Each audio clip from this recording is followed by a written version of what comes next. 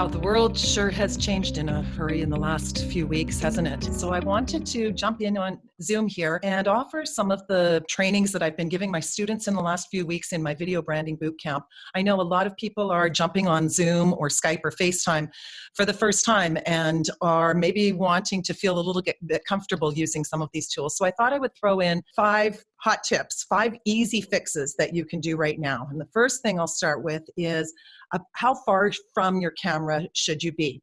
And this is a quick filmmaker's tip, is that the natural eye line for most people is about arm's length. If you're too far back, sometimes you look a little bit like you're not interested or not a part of the group. And sometimes people will be a little bit close in the frame. Sometimes it's because they can't see as well, and so they're getting a little bit close on the frame. If you back off your camera about arm's length, that's a great place to situate yourself in the frame.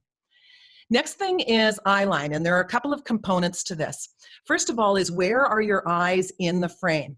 One of the mistakes that most people make is they put themselves halfway through the frame where you've got a little bit too much headroom. So the idea is to have your eye, if you had a tic-tac-toe grid on your screen, your eyes should be on the top line of the tic-tac-toe grid. And that gives you enough space on the bottom if you were to do a lower thirds or a title bar for your name on the bottom. It gives you a really nice balanced composition within the frame.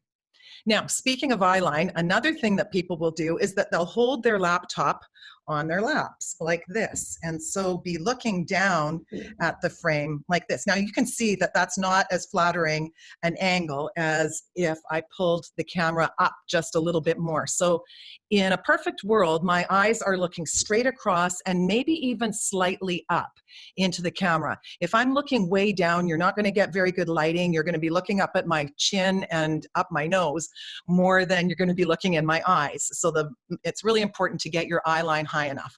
That's one of the things I keep on nagging my students: your eye line, your eye line, your eye line. And the last thing I'll say about eyes is your eye focus. Lots of times when you're using Zoom or Skype, you'll be looking at the people in the screen and focusing on them. But when you're speaking, particularly, you want to look like you're having direct eye contact with your audience. And so if you're the speaker, make sure that you're looking directly into your camera lens, not at the people on the screen, or else your eyes will be darting all over the place and you'll look a little ungrounded as opposed to centered and clear and confident. If you're looking directly at the camera, there's no doubt about your certainty in your message and who you're delivering it to. Okay, let's talk about your background now. What are people seeing behind you? And does it reflect your personal brand? In my case, I've got some of the things that I use in my office. I'm in my home office, so I'm in the place that I'm normally conducting my business. If you are in a place like a living room or a dining room, or you've got bookcases in the background that aren't necessarily reflective of your professional environment, might be not a bad idea, especially during this time, to mix them up. As you can see, I've got my very professional dog walking behind me right now. And that's a good example. I'm just doing this on the fly, but if I were doing one of my more professional paid webinars, I would probably make sure that I had the dog somewhere else, make sure that I've got everything quiet, and really give myself that professional space when I'm recording or when I'm leading a Zoom call or a webinar.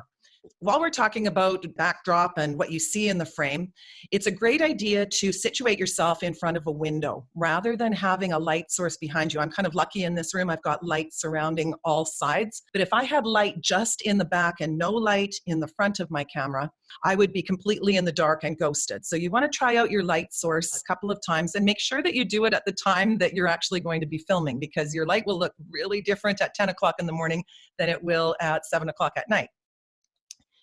And the last is sound. I'm using a professional mic. It's just a USB mic that I can plug right into my laptop, but these earbuds work just as well. It's a great idea, however, to use some source of a microphone. If you're relying on your camera or your laptop, it will sound really tinny and hollow. Zoom, Skype, and FaceTime also really struggle to pick up your voice if you don't have some sort of a mic. So you'll find that sometimes people will go in and out and you won't even get your message across if you don't have a mic plugged in. So We talked about eyeline, we talked about framing, we talked about light, and we talked about sound.